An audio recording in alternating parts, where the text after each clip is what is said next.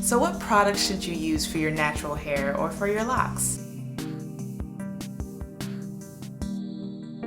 So if you have natural hair already, you probably know that there are a billion, gazillion, gajillion products out there for your natural hair that's supposed to make it moisturize, it's supposed to do wonders, it's gonna make your hair super healthy, and you're gonna look like Natural 85, and you don't know which one to choose. From commercial products, to more natural products, to your DIY homemade products, to essential oils, and to dirt. I'm just kidding on that last one. Well, actually, I don't know. There's a lot of nutrients in dirt. It's organic. And it's vegan. It's vegan. And if you're on YouTube a lot trying to research about natural hair, you've probably heard all the big YouTube stars out there, just anyone talking about what they use for their hair and their top 5 products and how it works wonders for them. And to be honest, we watch these people because we do want our hair to look somewhat like theirs. You like how it looks, so whatever products they're using, whichever ones they swear by, you kind of want to use them too.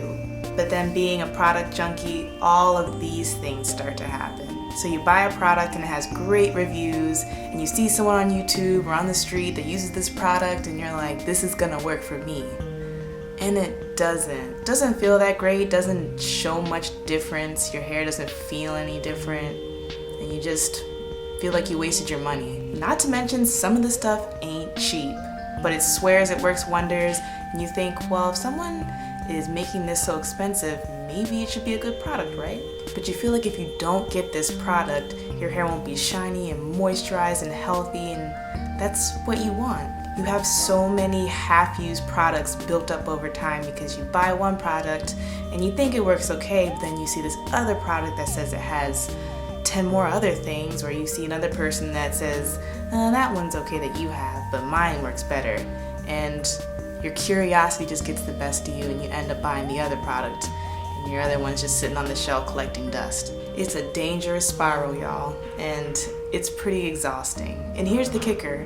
If you have natural hair, I bet you your hair is already healthy, but what it's coming from is that you want your hair to look a certain way, or you want it to feel a certain way, and you're just using all these products to make it look or feel that way, when in all reality your hair is probably healthy. It probably just doesn't look the way you'd want it to. That's a part of embracing our natural hair.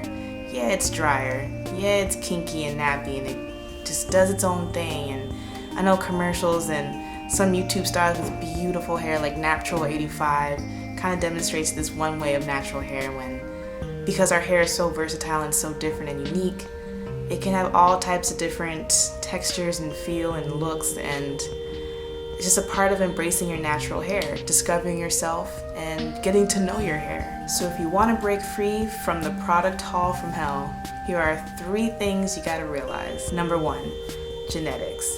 So we all want thick hair, we all want curly, vibrant, moisturized, just stick your fingers through your hair, the comb goes straight through it type of hair. It's big, it's full. In our minds we have this certain perception of how we think our hair will look or how we want it to look. But in actuality, genetics has a big part to play. Some people just do have thicker hair. They have more hair follicles. The actual strand is thicker. It's a different color. It's more spirally, or maybe it's more zigzaggy. Maybe yours is smoother to the touch, or maybe it's really coarse. Or maybe your hair is thinner. Not that it's a bad thing, it just is what it is. Whatever your mom's hair is like, or what your dad's is like, or what your grandmother's, and it just runs in the family. Sometimes we want our hair to be this way, and some people want it to look that way. One isn't bad and one isn't better. It's just, it has to do with your genetics. Whatever your hair is going to come out as, it's probably from your family. Some people are born with A, B, C, D, E, F, G type of hair. So at the end of the day, you just got to embrace the hair that comes out of your head. You might like the way someone else's looks, but it doesn't make your hair bad. Not at all. So if you're really not feeling the way your natural hair is looking, I mean, you can spend more money to really moisturize it to make it smoother, or you can put a lot of time and effort into making it look a certain type of way, and maybe it will work out for you.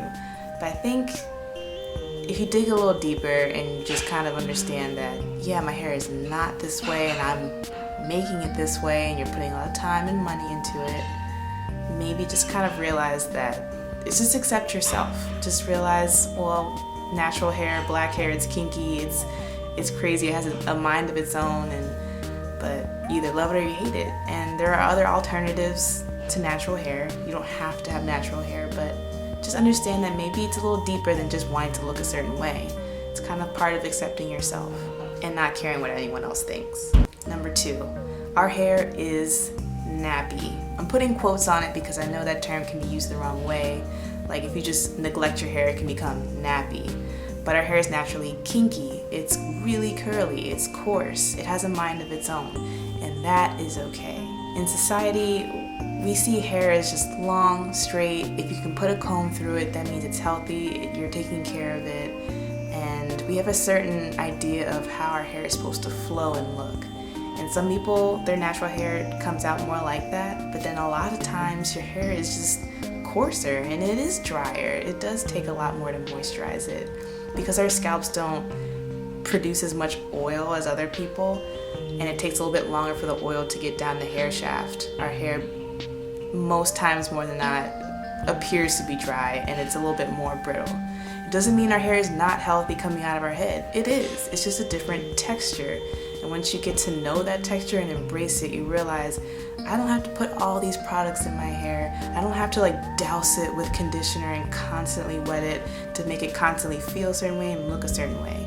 When in all actuality, maybe that's just the way the hair is supposed to look. I mean, sure, please take care of your hair. Make sure it's healthy. Maybe condition it once a day, or I guess everyone's hair is different. I can't speak for everybody, but if you know your hair is moisturized, just kind of let it be. Just don't manipulate it too much. And just embrace the fact that we have beautiful, unique hair that's just a little different and it's got a little bit more texture, but it's part of the beauty of it. And the big one, number 3, just gotta stop obsessing about it. When we're constantly looking in the mirror, we're constantly doing twist outs, braid outs, detangling, shampoo, conditioning, and you're just obsessed about, I'm having a good hair day, I'm having a bad hair day, why doesn't my hair look like this yet? You're constantly worrying about how your hair looks, how it's growing, how much it's growing. It could be, again, really exhausting. But sometimes I think about when you're a kid and you're not really worried about how your hair is looking, and if anything, you hate it when your mom does your hair. And that's when our hair was really thick and long, and it was kind of in a weird way at its best. We weren't necessarily neglecting it, but we weren't worried about it. We weren't constantly putting combs and brushes through it and constantly manipulating it. We just kind of let it be. And I feel like that's important with hair. It's never gonna be completely how you think it's gonna be, especially when your mind is always focused on it. And of course you should love your hair and appreciate it, but don't obsess over it, because obsessing isn't really a positive word in general. You're putting too much focus and energy on it, and I think in the end it's just gonna have a negative effect. So of course take care of it, notice it, love it, and then let it be. It will grow in time.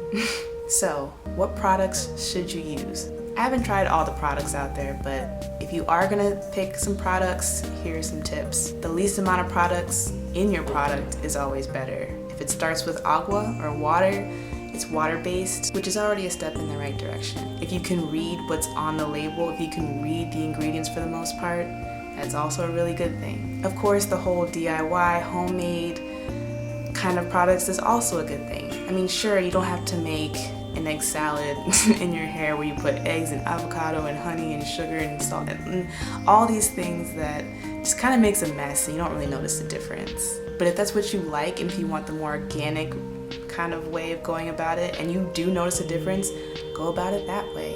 And if you want to use dirt, I don't know about that. I mean, that's cool. I mean, just make sure there's no worms in it. All right, so what product to use?